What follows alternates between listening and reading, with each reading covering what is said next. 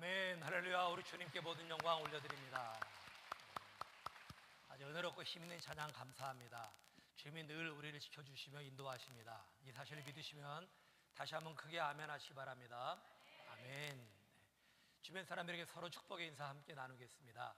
하나님은 당신을 사랑하십니다. 저항력을 높입시다. 현미경 가운데 생물 현미경이라는 게 있습니다. 미생물의 작은 움직임도 관찰할 수 있는 아주 초배율의 현미경인데요. 지금 30만 배율의 현미경이 나왔습니다. 그런데 30만까지 가지 않더라도 20만 배율만 하더라도 어지간한 건 다 볼 수가 있다고 합니다. 이 생물 현미경으로 관측한 우리 식물의 세계, 생물의 세계를 동영상으로 본 적이 있습니다. 보고서 제가 깜짝 놀랐습니다. 먼저 상추를 뜯어다가 잘 물로 씻었습니다. 씻은 다음에 관찰했는데 그 안에 작은 미생물이 엄청나게 많았습니다. 양배추, 케일, 브로콜리의 표피도 보여주었습니다. 씻고 또 씻었지만 미생물이 얼마나 많았는지 모릅니다. 방금 도축한 쇠고기의 표피를 가져다가 또 현미경으로 관찰해 봤는데 방금 잡았는데도 미생물이 아주 우글우글거렸습니다. 우리가 회로 즐기는 물고기도 그렇습니다. 방금 잡은 것인데 떠가지고 바로 나온 것인데 그 안에 그야말로 미생물 천국이었습니다. 얼마나 많은지요. 햄과 소시지와 어묵은 정도가 훨씬 심했습니다. 얼마나 많은지 우글우글 바글바글. 근데 문제는 이 미생물 가운데 건강에 별로 문제가 없는 것도 있지만은 대부분은 건강에 적이다 하는 사실입니다.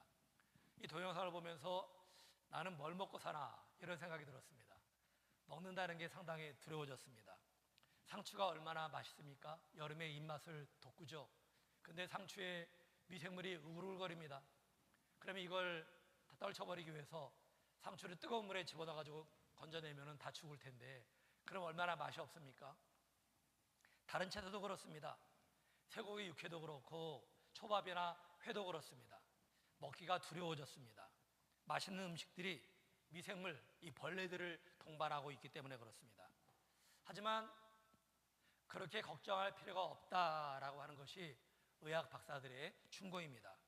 왜 그런가 할 때 사람의 몸에는 항체가 있기 때문이다라고 하는 겁니다.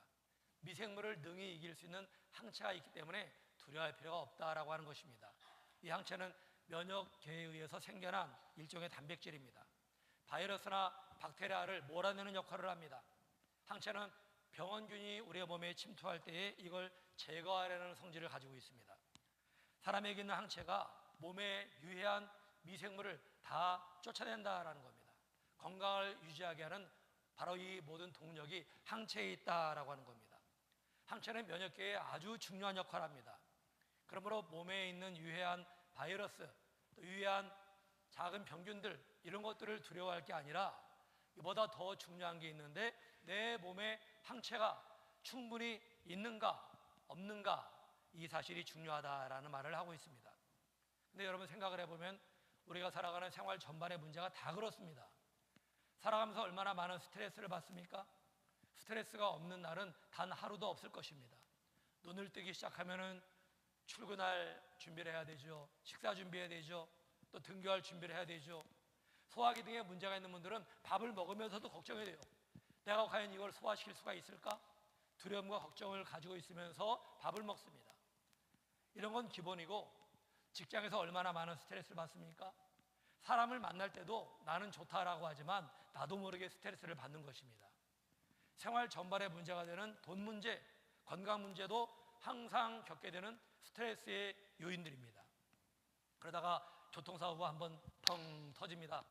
그럼 얼마나 스트레스가 가중됩니까? 또는 가까운 지인이나 가족이 갑자기 세상을 떠납니다. 이때는 스트레스가 극을 치닫게 된다라고 하는 것이죠.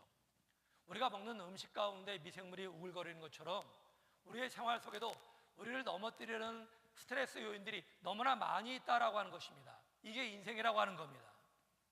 이런 환경에 살아갈 걸 생각을 한다면 아침에 눈을 뜨기가 두려울 정도입니다. 그러면 어떻게 해야 좋을까요? 영영 눈을 감은 채로 살아야 될까요? 그럴 필요가 없습니다. 저항력을 높이면 됩니다. 우리 몸의 항체가 유해한 모든 미생물들을 다 몰아내는 것처럼 우리에게 저항력이 있다면 문제가 되지 않는다고 하는 겁니다. 스트레스보다 더 커다란 저항력을 가지면 된다고 하는 것입니다. 대한의사협회에서 스트레스 지수를 발표했습니다. 지난 1년 동안 여러분도 한번 돌아보세요. 돌아보시는데 스트레스 점수를 합산해서 200점이 넘어가면 신체 질병이 생겨날 가능성이 대단히 높다라고 했습니다. 숫자로 이걸 다 표기했는데요. 1위는 가족의 사망입니다. 자식이 사망하면 점수가 74점입니다. 배우자가 사망하면 73점입니다. 부모의 사망은 66점, 형제 사망은 60점. 두 번째는 가족 관계입니다. 이혼했을 때 36점, 별거 후에 재결합 54점, 부모의 이혼 또는 재혼 53점, 별거 51점, 결혼 50점, 결혼 약속 44점, 자식이 집을 떠날 때 36점, 가족의 병환 36점, 시댁처가 친척과의 갈등 34점. 세 번째는 직장생활, 친구와 관련된 내용들입니다. 사업의 재정비 66점, 직장에서의 파면 50점, 친구의 사망 50점, 직업을 바꿀 때 43점, 정년퇴직 41점, 직장 상사와의 갈등 23점. 기타 항목이 있는데 지역살이 할 때 49점, 중병 또 증상이 나타날 때 44점, 유산 38점, 임신 37점, 입시, 취직, 낙방 37점, 부동산 매입 35점, 학업 중단과 시적 34점, 주거의 변화 20점, 가벼운 병 15점, 가벼운 법규 위반 11점. 그러니 살아가는 모든 게 다 스트레스죠. 힘들지 않은 게 없다고 하는 것입니다. 우리 중에 스트레스와 무관하게 살아가는 사람 한 명이라도 있을까요? 아무도 없습니다. 다 있습니다. 문제는 뭔가 할 때 나에게 이 모든 스트레스를 이길 만한 저항력이 있는가 하는 것입니다. 예를 들어 숫자로 표기하면 이렇게 말할 수 있습니다. 스트레스 지수가 어떤 사람은 100점입니다. 어떤 사람은 200점입니다. 근데 스트레스가 100인 사람은 저항력이 80밖에 되지 않습니다. 하지만 스트레스가 200이 되는 사람은 저항력이 250점입니다. 두 사람 가운데 누가 더 건강하게 살아갈까요? 스트레스에 많고 적음이 문제가 아니라 저항력을 충분히 갖춘 사람이 건강하게 살아간다라고 하는 것입니다. 문제는 저항력이 있습니다. 나에게 과연 이 저항력이 있는가 없는가, 이게 중요하다는 겁니다. 우리가 살아가면서 저항력을 높여야 되는 분야가 있습니다. 바로 육신과 우리의 마음과 우리 영혼입니다. 사람의 구성에 대해서 전통적으로 2분설과 3분설이 있습니다. 2분설은 사람은 육신과 영혼 둘로 되어 있다라고 주장하는 사람들이 있고요. 3분설은 사람은 육신과 혼과 영 이렇게 셋으로 되어 있다라고 주장하는 사람들이 있습니다. 2분설과 3분설은 각자 나름대로의 특징이 있습니다. 그렇기 때문에 한쪽 주장만 옳다라고 하면은 논란의 소지가 다분합니다. 저는 3분설이 더 성경적이라고 생각합니다. 사람은 육신과 혼과 영혼으로 되어 있습니다. 혼은 다른 말로 마음, 정신이라고 할 수 있습니다. 마음과 정신은 영과 밀접한 연관이 있습니다. 하지만 각각 다른 영역입니다. 마음과 영은 다른 것입니다. 만약에 이 마음과 영이 같은 영역이라면 굳이 예수님을 믿을 필요가 없습니다. 왜 그럴까요? 예수님 믿지 않아도 마음이 건강할 수가 있기 때문에 그렇습니다. 불신자 가운데 우리 교인들보다 더 마음이 순수하고 깨끗한 사람들도 많이 있습니다. 그런 사람은 굳이 신앙을 가지지 않아도 된다고 하는 것이죠. 하지만 그들의 문제는 뭔가 할 때에 영이 죽어 있어요. 영이. 마음은 살아있지만 영이 죽어 있습니다. 마음과 영은 다른 영역이다라고 하는 거예요. 예수님께서 말씀하시기를 살리는 것은 영이니라고 했습니다. 육은 무익하니라. 예수님은 우리의 영을 살리기 위해서 오셨지 우리의 마음을 정화하기 위해서 오신 분이 아니라고 하는 것입니다. 사람은 육신과 마음과 영으로 되어 있습니다. 그러므로 이 세 가지 영역 모두의 저항력을 높여야 됩니다. 먼저 저항력을 높여야 되는 대상은 우리의 몸입니다. 우리의 몸이 질병에 대항하는 저항력을 높일 수 있어야 됩니다. 이를 위해서는 규칙적으로 생활해야 되죠. 음식을 제대로 먹어야 되죠. 내 몸에 맞는 운동을 하고 휴식을 해야 합니다. 우리 마음의 정비도 그렇습니다. 마음의 저항력을 높여야 됩니다. 우리의 마음은 생각과 아주 밀접한 연관이 있습니다. 생각이 건강해야 마음이 건강합니다. 생각을 긍정적으로 밝게 해야 마음이 건강해집니다. 책을 읽든지 자기훈련을 통해서든지 우리 생각이 할 수 있다는 에너지와 감사로 풍성해야 됩니다. 그런 사람의 마음이 내적으로 볼 때 저항력이 높다라고 하는 겁니다. 그리고 영혼의 저항력을 높여야 됩니다. 육신과 혼과 영은 분명히 다른 영역입니다. 다른 영역. 하지만 서로 밀접한 연관이 있습니다. 육신이 건강하면 대체적으로 마음도 건강해집니다. 마음이 건강하면 대체적으로 육신도 건강합니다. 서로 연관이 있기 때문에 그렇습니다. 영혼과 마음의 관계도 그렇습니다. 예수님을 영접하면 영이 살아나죠. 영이 살아나면 영혼의 건강함을 통해서 마음도 건강해지고 나아가 육신도 건강하게 살아갈 수가 있습니다. 그런데 여러분, 육신과 혼과 영의 가장 중요한 근본을 이루는 영역이 있습니다. 바로 영이라고 하는 거예요. 영. 요한 3서 1장 2절에 보시면은 사랑하는 자여 내 영혼이 잘됨 같이 그 다음에 내가 범사에 잘되고 강건하기를 내가 간구하노라 하였습니다. 가장 먼저 영혼이 잘된 같이, 영혼이 잘된 다음에 그 다음에 따르는 게 범사에 잘되고 강건한 것, 이것이 하나님이 지신 창조 질서요 원리다라고 하는 것입니다. 영혼이 잘 돼야 되는 거예요. 이 사실을 오늘 설교에 적용해 본다면 먼저 영혼의 저항력을 높여야 합니다.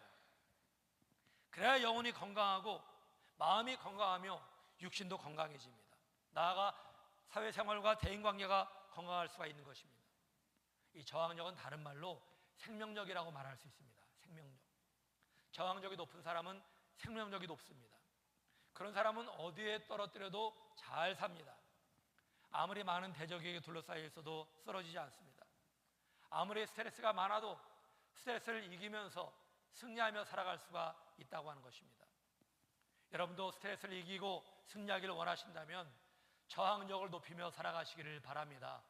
특별히 육신과 마음의 저항력, 이보다 영혼의 저항력을 더 높이며 살아갈 수 있기를 주의 이름으로 축원합니다. 우리 영혼은 마치 공장과 같습니다. 공장에서 뭔가 자꾸 만들어내잖아요. 영혼에서 만들어내는 게 있습니다. 생명을 만들어냅니다. 우리 영혼에서 생명을 만들어서 우리 마음으로 보내줍니다. 육신으로 보내기도 합니다. 그래서 영혼의 생명이 풍성해지면 마음이 풍요로워지고 육신도 건강해지는 것입니다. 우리 영혼에서는 항체도 만들어냅니다. 악한 권세를 이기는 항체를 만들어서 마음으로 내보냅니다. 마음으로 내보내고 육신으로도 보냅니다. 영혼의 항체가 많이 만들어지면 마음이 편안하고 기쁩니다. 나아가 육신의 건강을 해치는 나쁜 바이러스를 몰아냅니다. 우리가 예배드리는 목적이 어디 있을까요? 예배드리는 목적은 하나님을 경배하며 찬양하기 위해서입니다. 그런데 예배를 드릴 때에 우리 영혼에 만들어지는 게 있습니다.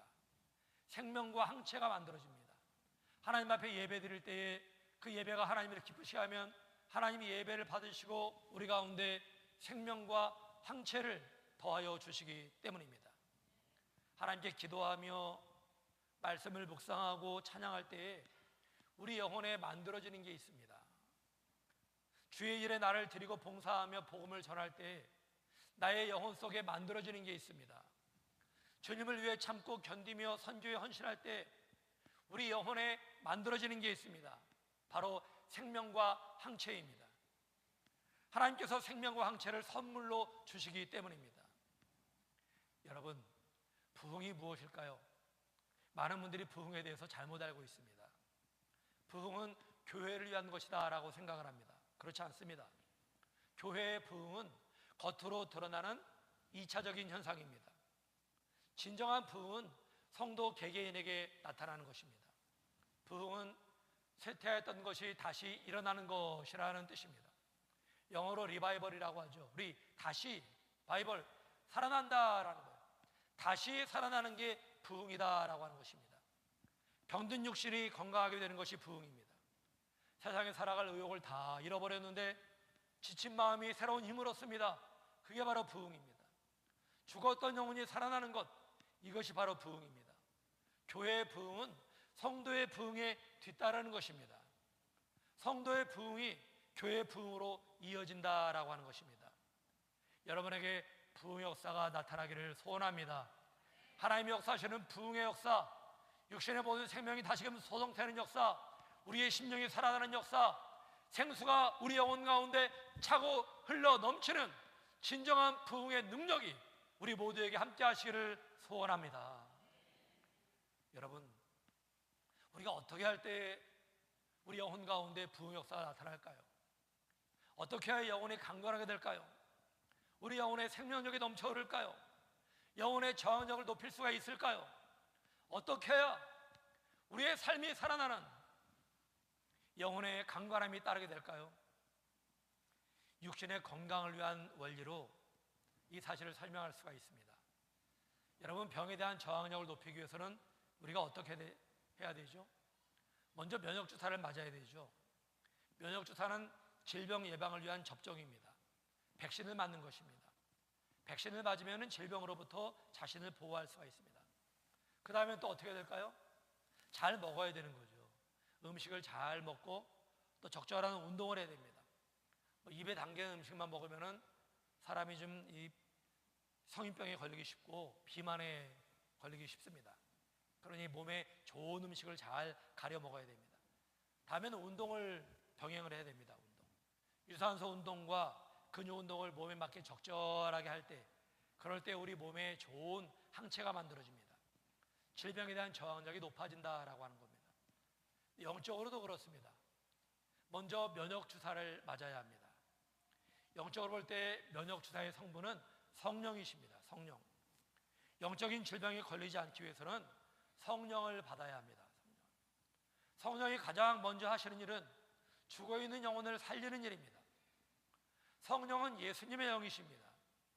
예수님의 일은 성령과 함께 모든 일이 이루어집니다. 내가 예수님 믿기로 결정한 것 같지만 실은 성령의 도우심 가운데 예수님을 믿게 된 것입니다. 예수님이 가장 먼저 우리의 마음에 들어오시면 하시는 일이 있습니다. 죽어있는 영혼에 불이 들어옵니다. 생명의 불이 들어오는 것입니다. 그러면 죽음이 효력을 잃게 됩니다. 영혼이 살아났기 때문입니다. 예수님께서 말씀하시기를 나를 믿는 자는 성령의 이름과 같이 그 배에서 그 속에서 생수의 강이 흘러나오리라 하였습니다. 예수님 믿을 때에 성령의 생수가 우리의 심령 가운데 흘러들어온다라고 하는 것입니다. 죄와 죽음을 이기는 힘이 예수님의 영이신 성령에게 있습니다. 예수님의 생명이 성령으로 역사하십니다. 여러분은 성령의 면역주사를 맞으셨습니까? 한 분도 빠짐없이 이 성령의 면역주사를 다 맞으시기를 소원합니다. 두 번째는 영혼의 양식을 먹어야 합니다. 육신도 음식을 먹어야 살듯이 영혼도 양식을 먹어야 삽니다. 하나님의 말씀이 바로 영혼의 양식입니다. 건강한 사람은 배고픔을 쉽게 느낍니다. 그런데 몸이 허약하고 병든 사람은 배고픔을 적게 느낍니다. 건강한 사람이 2끼 정도 하면 굶어보세요. 그러면 얼마나 음식을 애타게 찾습니까? 하루 굶어보세요. 밥을 찾고 난리가 나죠. 배고픔을 견디지 못하는 겁니다. 음식을 찾는 거예요. 그래서 영적으로 건강한 사람도 그렇습니다. 하나님 말씀으로 채워지지 않으면 견디지 못하게 되는 거예요. 견디지 못합니다. 만사 제쳐놓고 성경을 펴놓고 읽는 거예요. 성경을 읽으면서 하나님의 말씀을 들으려고 합니다. 영의 양식으로 채워질 때까지 성경을 계속 붙들고 있는 겁니다. 그 사람이 건강하기 때문에 그렇습니다. 어떤 분은 그래요. 목사님, 나는 성경을 안 읽어도 아무렇지 않은데요. 왜 그럴까요? 영적으로 병들어 있기 때문에 그렇습니다. 그러니 갈급함을 느끼지 못하는 것입니다. 배고픔을 못 느끼는 것입니다. 우리 영혼은 하나님 말씀으로 채워야 배고픔이 사라지는 겁니다. 잘 먹어야 건강이 좋아지듯이 영의 양식인 하나님의 말씀으로 배불러야 영혼이 건강해지는 것입니다. 오늘 읽은 본문에 보시면 선지자 에스겔이 어느 골짜기의 환상을 봅니다. 골짜기에 뼈가 가득하였습니다. 수많은 사람의 유골이었습니다. 그런데 하나님이 에스겔에게 말씀하신 대로 선포하자 놀라운 일이 벌어졌습니다. 뼈에 살이 붙고 힘줄이 생기더니 그 위를 가죽으로 다 덮어버렸습니다. 사람의 모양을 하게 된 것입니다. 더 놀라운 사실은 그 다음에 벌어졌습니다. 하나님 말씀을 받아 그대로 선포하자 죽은 사람이 살아났습니다. 그리고 큰 군대를 이루게 되었습니다. 그런데 이 모든 일들이 하나님의 말씀을 통해 이루어졌다라고 하는 겁니다.